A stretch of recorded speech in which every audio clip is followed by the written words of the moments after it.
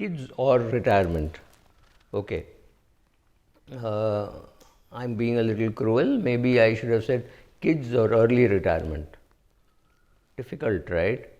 So, welcome to subramani.com, and we make smart people richer.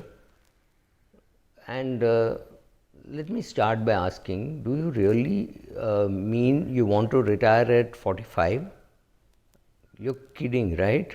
Because you start earning when you're 24, 25, maybe 25, and you heard about investing, compounding, etc. by the time you were 28, 29, and it was 32 by the time you really started investing sensibly. Earlier to that, you had done your ATC investment of 1.5 lakhs, which was ad hoc. Once in ELSS, once your dad said PPFs, you also have some LIC endowment policies, so you paid all those premiums, so you got away with ATC, and you didn't take any medical insurance. Company medical insurance was available, so that's how your investment journey started.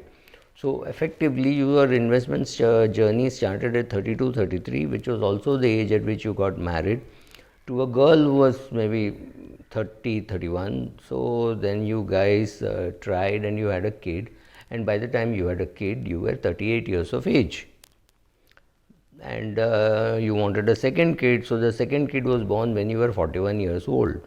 Now, with two kids to be put through an Ivy League schooling and IB schooling and Ivy higher education, Ivy League higher education, do you think there is some chance that you will retire at 50? Just 9 more years to go.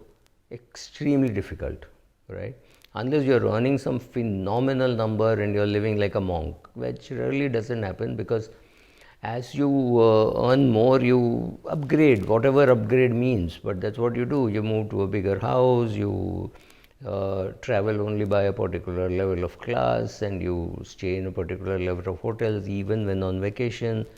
You're supporting your parents. With all this, there is absolutely no chance of you retiring at 50 unless you're Virat Kohli or somebody like that. Then it's a different thing, right? So for the ordinary person to retire early, the choice is kids or early retirement. It is not kids and early retirement, because the stress for one person earning, one person staying at home, looking after the kids, looking after the parents, which means there's just one person earning.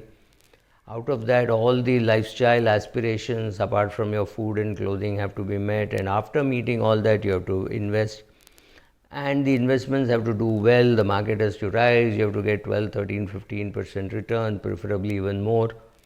But you find in real life that markets are giving you 8% return, 7% return, followed by a -2, right? So it's not really helping. Yes, inflation is low, but the things on which you are spending have not really come down. Your razor is still as expensive as you bought it for the first time, and it's been inflating at a rate higher than the regular inflation rate, right? So the things which you use, prices have not really come down too much.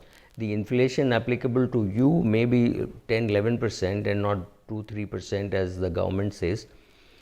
Government is talking of wholesale, you are talking of retail. So there is a difference in our own attitude towards inflation.